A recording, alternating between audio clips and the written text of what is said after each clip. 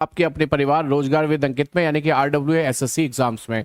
कैसे आप सभी लोग सभी साथी जुड़े और मुझे कमेंट करके बताएं कि कौन कौन मेरे साथ जुड़ा हुआ है, सो दैट मैं आपके नाम बुला पाऊं शुरुआत में और उसके बाद अपने इस चैप्टर को शुरू कर पाऊं। तो अंजलि तिवारी है, अभय राजपूत है, रंजना है, ऋषि उपाध्याय, साहिद, निक्की, शेरनी भी है सुहानी पांडे, आर्यन, पूजा, सभी को नमस्कार भाई, गुड आफ्टरनून। एक बार फिर से आपको तहे दिल से स्वागत है आपका यहाँ पर। जैसा कि आप जानते हैं नायक बैच में नॉन वर्बल रीजनिंग चल रही है अब, यानी कि आभाषिक तर्क शक्ति चल रही है, जिसमें हमने कई सारे टॉपिक्स कर लिए और आज का जो टॉपिक है दैट इज क्लासिफिकेशन। क्लासिफिकेशन को हिंदी में वर्गीकरण कहते हैं और ऐसा नहीं है कि आपने वर्गीकरण पहले नहीं पढ़ा या पहले नहीं सुना, लेकिन आपको पता है इस बार मैं वर्गीकरण की बात कर रहा हूं तो कौन सी रीजनिंग में बात कर रहा हूं, नॉन वर्बल में। इससे पहले जो आपने पढ़ा था वो किस में पढ़ा था, वर्बल में पढ़ा था। तो आज हम नॉन वर्बल के क्लासिफिकेशन की बात करेंगे। इसे आप फिगर क्लासिफिकेशन के नाम से भी जानते हैं या क्लासिफिकेशन ऑफ फिगर के नाम से भी जानते हैं, कैसे भी कह लीजिए, कान सीधा या उल्टा पकड़े कान वही पकड़ में आएगा। ठीक है, यहां पर भी 4 विकल्प होंगे या 5 विकल्प होंगे, 5 भी हो सकते हैं, जनरली 4 ही मिलते हैं। उस 4 में से 3 किसी एक गुण के आधार पर समान होंगे, एक अलग, वही ढूंढकर हमें निकालना होगा। बट ध्यान रहे यहां नंबर्स नहीं होंगे, यहां लेटर्स नहीं होंगे, यहां शब्द नहीं होंगे, बल्कि यहां पर आकृतियां होंगी। आकृतियां, उन 4 ऑप्शंस में जो 4 आकृतियां दी जाएंगी, उन 4 आकृतियों में से 3 किसी एक गुण के आधार पर समानता को दर्शाएंगी, लेकिन एक उसके अभाव में अलग हो जाएगी। That is called odd one, which is you have to get it out. वही आपको अलग निकालनी है, जो ऑड है वही बाहर निकालनी है। बस इस बात को ध्यान में रखकर इस चैप्टर की शुरुआत करते हैं। जी नमस्कार जी, सिद्धार्थ अयोध्या से राम राम कर रहे हैं भाई, राम राम जी, नमस्कार, जय हो राम जी की। जी बिल्कुल, बहुत बढ़िया।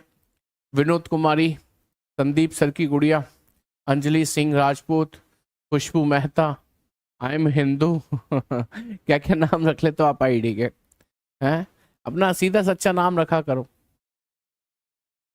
अपने नाम से ही आईडी बनाया करो। कोई कहता है शेरनी, कुछ लोग तो बहुत मतलब अजीबोगरीब नाम रख लेते हैं, मतलब अपने आप को ही नीचा दिखाते हुए ऐसे नाम रख लेते हैं, टपोरी टाइप। आप सोचिए कि 24 सर नाम ले रहे हैं टपोरी, तो क्या हम अपने माँ बाप को बता पाएंगे कि ये मेरा नाम ले रहे हैं नहीं ना, इसलिए अपने ही नाम रखिएगा। जी बिल्कुल, मैं क्वेश्चन आपके सामने रख रहा हूं। इतनी जल्दबाजी किस बात की है भाई, थोड़ा सा मुझे समझाने तो दीजिए। चलिए तो समझते हैं। आज का पहला प्रश्न आपके सामने रख रहा हूं, ध्यान से देखेंगे और जवाब देने की कोशिश करेंगे। पहले एक बार भाषा पढ़ लो, 24 जी हाँ, एक बार निर्देश पढ़ लीजिए। कहता है निम्नलिखित प्रत्येक प्रश्न में दिए गए विकल्पों में से विषम आकृति ज्ञात करनी है। विषम जो अलग हो, अलग आकृति का चयन करना है जो अलग हो। आपके सामने 4 बॉक्स दिख रहे हैं ABCD लिखे हुए, इनमें से कोई एक अलग है और पहले ही सवाल का जवाब देने वाले को एक पेन प्राइज में मेरी तरफ से मिलेगा। अरे वाह सर, पहले ही सवाल में प्राइज दे दिया। हाँ, पहले ही सवाल में। देखो अब आंसर आ रहे हैं C, आंसर आ रहे हैं D और आंसर आ रहे हैं B भी आ रहे हैं और एक A भी दिख रहा है मुझे राहुल का। तो कुल मिलाकर बात ये है, मिला जुला असर है। हाँ, C वाले ज्यादा है, तो मेजोरिटी ऑलवेज विंस, मैं हमेशा कहता हूं। तो C बिल्कुल सही जवाब भी है।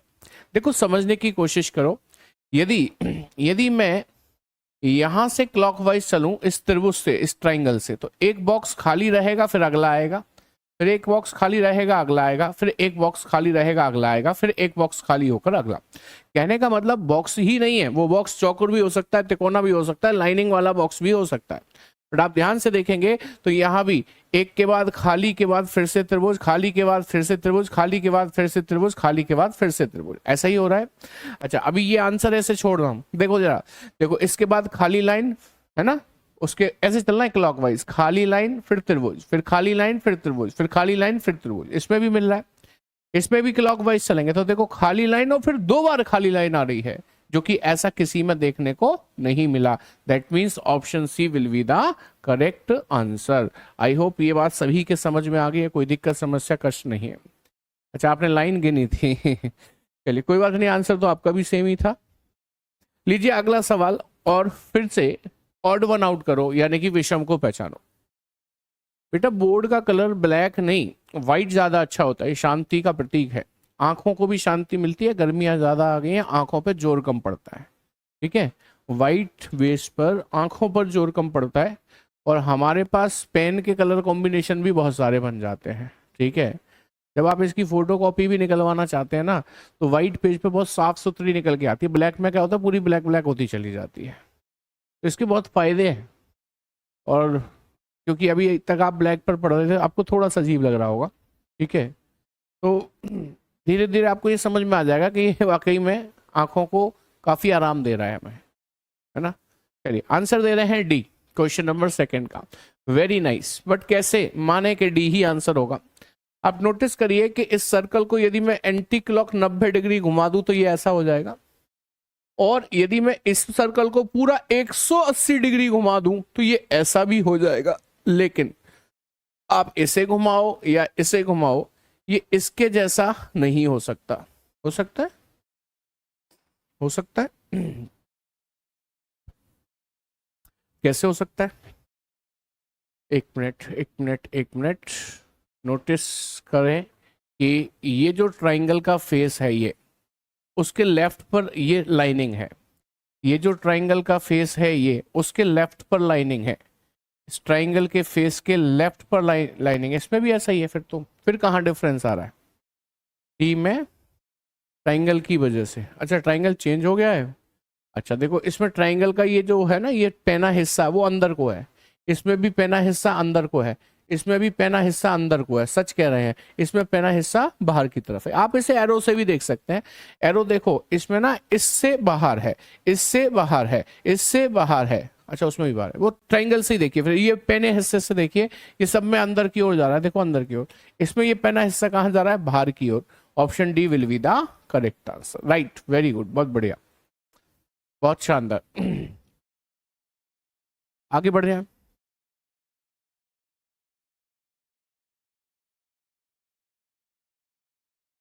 बेटा आप व्हाइट पर पढ़ने की कोशिश करो, देखो आपको अच्छा लगेगा, ठीक है। अब देखिए इस सवाल को और कोशिश कीजिए इसका जवाब देने की कि इसमें विषम कौन सा है। प्रयागराज नगरी से प्रणाम। प्रणाम जी। सर इस बैच से रीजनिंग कंप्लीट कर सकता हूँ? बिल्कुल कर सकते हो, इसमें रीजनिंग कंप्लीट होने वाली है, आप भी कंप्लीट कर सकते हो। हाँ जी, आंसर डी दे रहे हैं। Right, very good. अब देखो, यदि आप ये कहते हो कि ये तीन है, ये तीन है, ये दो है, तो दो तो भाई और भी है, तो इस बेसिस पर अलग नहीं होगा, बेसिस दूसरा होना चाहिए। जैसे आप देखो, इसमें एक छोटा एरो है, इसके कंपैरिजन में ये छोटा है, ऐसे ही इसमें भी एक छोटा है, ऐसे ही इसमें भी एक छोटा है, लेकिन इसमें दोनों बराबर साइज के एरो दे रखे हैं, इसलिए ये विषम है, इसलिए ये अलग है। ऑप्शन डी हमारा करेक्ट आंसर बन जाएगा, ठीक है। अच्छा, अभी तक कोई ऐसा सवाल जो आपसे फंसा हो, नहीं आया हो, ऐसा कोई भी सवाल है? चलो तो फिर मैं भी यही चाहता हूं, कोई सवाल फंसे ना आपका, आपको सारे सवाल आते जाएं। जरा इस सवाल को ट्राई कीजिए, चौथा सवाल आपके सामने, और इसका भी आंसर फटाफट से कीजिए, मुझे जल्दी से कीजिए, आंसर क्या है। अच्छा लिखा करो कि आप क्वेश्चन नंबर 4 का आंसर कर रहे हैं, 4 का लिखा करो आप, 4 का ए, 4 का सी, अलग अलग आंसर इसमें भी, अलग अलग आंसर इसमें भी आ गए बेटा जी, ऐसा नहीं करना। अब सुनो हो क्या रहा है, तो बाहर की आकृति देखो, 1 2 3 4 5 भुजा की है, अंदर की आकृति 4 भुजा की है। बाहर की आकृति देखोगे तो 6 भुजा की है, अंदर की आकृति 4 भुजा की है। बाहर की आकृति 4 भुजा की है, अंदर की 5 भुजा की है। बाहर की आकृति 6 भुजा की है, अंदर की 4 की है। तो आप देखो, हमेशा बाहर से अंदर वाली कम है, बाहर से अंदर वाली कम है, बाहर से अंदर वाली कम है, इसमें बाहर से अंदर वाली ज्यादा है, इसलिए यही अलग है, यही विषम है। Option C will be the correct answer. बोलिए जी, समझ में आ गई बात सभी के नहीं? कोई दिक्कत समस्या कष्ट तो नहीं है इसमें आप? ठीक है, लीजिए अगला सवाल। मुझे उम्मीद है ये तो आप बहुत आसानी से बता दोगे, विषम ढूंढकर बताना है, अलग ढूंढकर बताना है, जो भी हो बताइए भाई। विषम कौन सा है, अलग कौन सा है? ए कह रहे हैं। हाँ, क्वेश्चन नंबर लिखा करो भाई, बिना क्वेश्चन नंबर लिखे कैसे आंसर मिलेगा।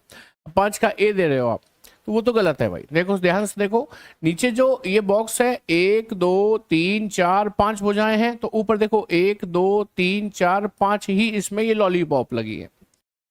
तो इसमें देखो, इसमें 1 2 3 4 भुजाएं, तो 4 ही लॉलीपॉप लगी है। इसमें देखो 1 2 3 4 भुजाएं, तो 4 ही लॉलीपॉप लगी है। लेकिन इसमें भुजा देखो 1 2 3 4 5 है, लेकिन लॉलीपॉप कितनी है इसमें? 4 है। यही अलग है, यही भिन्न है, ऑड वन आउट यही होगा।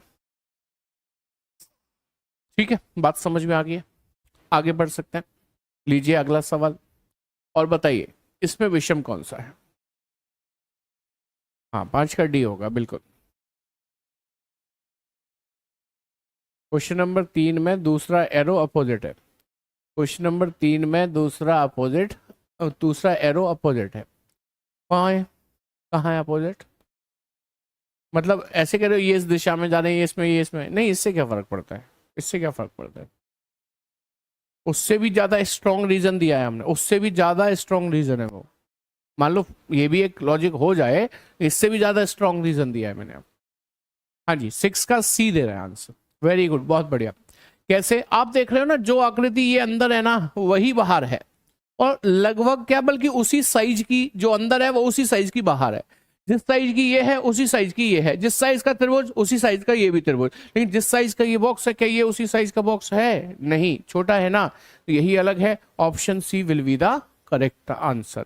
Very good. लीजिए अगला सवाल कीजिए। ऑड वन आउट, विषम को पहचान कर बताइए इसमें से अलग कौन सा है, विषम कौन सा है। हाँ, मैं सामने आ गया हूँ, हट जाता। पीडीएफ मिलता है बेटा हमारे एप्लीकेशन रोजगार विद अंकित पे, नायक बैच में अंदर जाओगे वहां मिल जाएगा आपको। 7 का सी, वेरी नाइस। कारण सबको पता है ना सर, ये जो शेडेड पोर्शन है, छायांकित भाग वो एक दूसरे के अपोजिट में है। छायांकित भाग एक दूसरे के अपोजिट में है। छायांकित भाग जो है वो एक दूसरे के अपोजिट में है।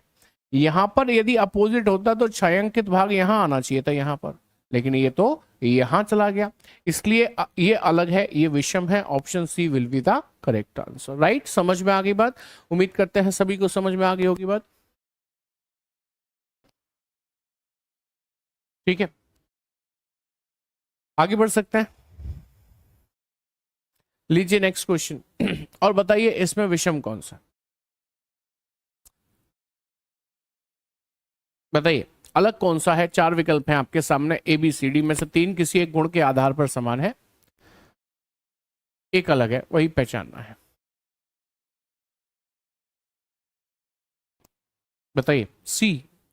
हाँ, क्वेश्चन नंबर अब लिखा ना आपने 8 का सी, 8 का सी, ऐसे करके लिखा करो। बिल्कुल सही है सी। आप कोई भी एक चीज देखो, जैसे ये बिंदियां नीचे हैं तो इसमें भी नीचे हैं, तो इसमें भी नीचे हैं, लेकिन इसमें ऊपर है, इस बेसिस पर अलग कर लो। या ये देखो, ये जो ओपन हिस्सा दिखाई दे रहा है, खुला हुआ भाग ऊपर है, इसमें ऊपर है, इसमें ऊपर है, लेकिन इसमें नीचे है, इस बेसिस पे अलग कर लो। आंसर विल बी सेम, सी ही आएगा, उसमें कोई परिवर्तन तो होना नहीं है। ये लीजिए अगला सवाल, बताएं। आंखें गड़ा कर देखना जरा ध्यान से, नजरों का टेस्ट है ये। आपको बताना है इसमें से विषम कौन सा है। रोहतक हरियाणवी से नमस्ते। अच्छा नमस्ते जी, नमस्ते दीपांशु। हाँ जी बताइए इसमें विषम कौन सा है अलग। 9 का आंसर 9 मेंशन कीजिए तब आंसर दीजिए। अब जैसे 9 का डी दिख रहा है मुझे, सी भी दिख रहा है, और क्या क्या ला रहे हैं आप लोग? ए भी ला रहे हैं मतलब ए सी डी, एक बी और रह गया, वो भी बता दो, कोई ना कोई बता ही देगा, मुझे पता है। ज्यादातर लोग 9 का डी दे रहे हैं, मेजोरिटी ऑलवेज विंस, है ना, तो आप विन तो करोगे ही। अब देखो जरा है क्या आप नोटिस करिए कि इसमें ना 2 त्रिभुज है ना, तो 2 ही त्रिभुज इसके अंदर भी है देखो, और 2 ही त्रिभुज इसके अंदर भी है देखो, लेकिन इसमें देखो एक ही त्रिभुज है। इस तरह आपने त्रिभुज ही क्यों देखे? क्योंकि त्रिभुज ही कम पड़ रहा है, बाकी कुछ कम पड़ ही नहीं रहा। जैसे देखो इसमें 1 प्लस है, 1 प्लस है, 1 प्लस है, 1 प्लस है, ये तो सब में ही है। देखो इसमें 1 इंटू है, इंटू है, इंटू है, इंटू है, वो जो सब में है वो क्यों देखूंगा मैं? जो कम पड़ रहा है वो देखना है। इसलिए किस में कम है? सब डी में, तो डी ही अलग है, डी ही विषम है, ये आपका करेक्ट आंसर बन जाता है। राइट, समझ में आ गई बात? थम्स अप करो और बताओ मुझे। ठीक है, आगे बढ़िएगा। नेक्स्ट क्वेश्चन आपके सामने रखा है, बताएं इनमें से विषम कौन सा है? अच्छा, इसमें आप जो भी आंसर दोगे, अच्छा मैं आपके दिल में रहता हूं आप भी मेरे दिल में रहते हैं सब लोग।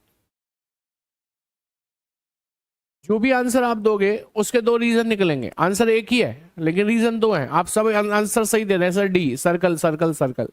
हाँ, आपने सही समझा कि एक तो ये ना सर्कल है, सर्कल है बाकी कोई नहीं है, ये कोई बात थोड़ी हुई। आप कहो कि ये वक्र रेखा से बना है और ये इनमें से कोई भी वक्र रेखा से नहीं बना, तो भाई साहब आप गलत हो, क्योंकि इसमें वक्र रेखा यहाँ पर दिख रही है आपको ऐसी कर्व्ड, तो इसमें भी दिख रही होगी आपको कर्व्ड, वो कारण नहीं है। आप ये कह सकते हो कि sir L M N consonant है, ओ एक वोवल है, इसलिए ये अलग हो जाएगा। लेकिन प्यारे साथी, इसके अलावा और एक स्ट्रॉन्ग लॉजिक इसमें दे रखा है, वो ये है कि आप देखिए कि ये ओपन फिगर है, खुली हुई ओपन फिगर है, ओपन फिगर है, लेकिन ये क्लोज्ड है, बंद है एकदम, इसलिए भी आंसर डी बनेगा। एक तीसरा लॉजिक भी है जो इसको प्रूव कर देता है, वो ये है कि आप देखो इसमें काला रंग कोने पर कोने पर कोने पर कोने पर, कोना ये है कोना ये है, लेकिन इसका कोना तो ये है ना सर, इसका कोना तो ये है, ये तो कोने पर नहीं बीच में है। इस बेसिस पर भी आप इसे आंसर डी बता सकते हैं, आंसर डी ही आएगा। सबके लिए प्रैक्टिस सेक्शन स्टार्ट कर दीजिएगा सर। हाँ, प्रैक्टिस सेशन स्टार्ट करेंगे, कुछ नया बढ़िया तरीके से स्टार्ट करेंगे, कुछ ऐसे प्रश्नों का संकलन लेके आए जिससे कि आपको भी लगे कि हाँ सर ये बढ़िया चीज है जो हमें पढ़नी चाहिए। आगे बढ़ते हैं, अगला सवाल देखें और सिर्फ देखें, देखते ही पता चल जाएगा इसका आंसर सी है मैंने ही बता दिया, देखते ही पता चल जाएगा। यदि आप गौर से देखोगे तो ये केकड़े के पैर ऐसे बंद हैं, इसमें भी बंद है नीचे, देखो इसमें भी बंद है, इसमें भी बंद है, इसमें भी बंद है, इसमें भी बंद है, देखो इसमें बंद नहीं है, इसमें तो खुले हुए दिख रहे हैं, इसलिए अलग है। Option C will be the correct answer. मैंने कहा ना, देखो और सिर्फ देखो ही, देखने से ही पता चल जाएगा, ज्यादा एनालिसिस करने की जरूरत नहीं पड़ेगी आपको उसकी। ठीक है, बहुत इंटरेस्टिंग है ये चैप्टर। अभी तो और इंटरेस्टिंग सवाल आएंगे इसमें, आप देखना मजा ही आ जाएगा। आपको होगा अच्छा ऐसा भी होता है, मैं कहूंगा हाँ ऐसा भी होता है चलो अब बताओ जरा।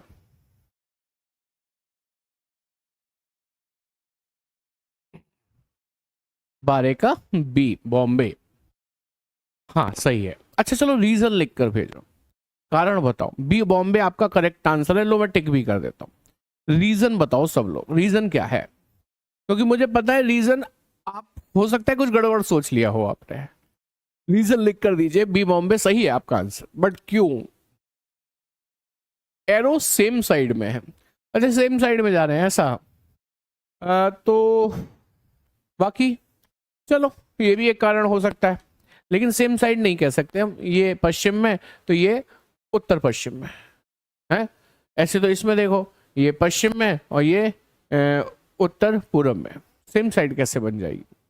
आपको ये कहना चाहिए कि सर सिर्फ इसमें एक न्यून कोण बना है, एक्यूट एंगल बना हुआ है 90 डिग्री से कम वाला, अन्य सभी में 90 डिग्री से ज्यादा वाले कोण बने हुए हैं, इसलिए ये आपका आंसर बन जाएगा। ठीक है। अरे बहुत से लोग पता है क्या कहते हैं कि सर इसमें एक सुई छोटी है और एक बड़ी है ना, देखो इसमें भी ये छोटी है ये बड़ी है, ये छोटी है ये बड़ी है, ये छोटी है ये बड़ी है, ये तो साफ नजर आ रहा है सब में छोटी बड़ी सुइयां हैं, तो इस बेसिस पर अलग नहीं होगा। ठीक है, समझ में आ गई बात? लीजिए अगला सवाल देखें जरा कितने लोग इसका सही जवाब देते हैं। इसमें से विषम पहचानना है आपको, अलग निकालना है। यही सोचा था बेटा, बहुत अच्छी बात है, तुम्हारी सोच बहुत अच्छी है, सोच बहुत अच्छी है। 13 का डी, डी दे रहे हैं ना सभी लोग, चलिए चेक कर लेते हैं डी है कि नहीं। हाँ डी ही है, सही है। आप नोटिस करेंगे तो क्या हो रहा है कि ये जो टी जैसी शेप बन रही है ना, इसमें ये डंडा तिरछा होके लगा है, ये डंडा तिरछा होके लगा है, ये भी तिरछा होके लगा है, लेकिन इसमें ना स्ट्रेट लगा है, स्ट्रेट स्ट्रेट, इसलिए ये आपका आंसर बनेगा कौन सा? डी दिल्ली। इसमें तो कोई डाउट ही नहीं होगा ना, बहुत ही याद है।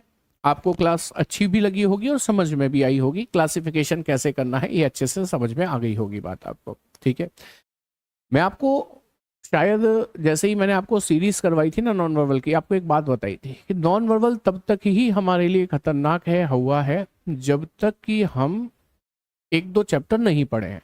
जैसे ही हमने एक दो चैप्टर पढ़ लिए तो अन्य चैप्टर ना उसी बेसिस पर हमारा माइंड उनको सॉल्व करना शुरू कर देता है। हालांकि सेम नहीं होते, अलग अलग होते हैं, लेकिन करना शुरू कर देता है। ठीक है, तो भाई आज की क्लास में इतना ही रखते हैं। Thank you very much, good night, take care, जय हिंद क्लास।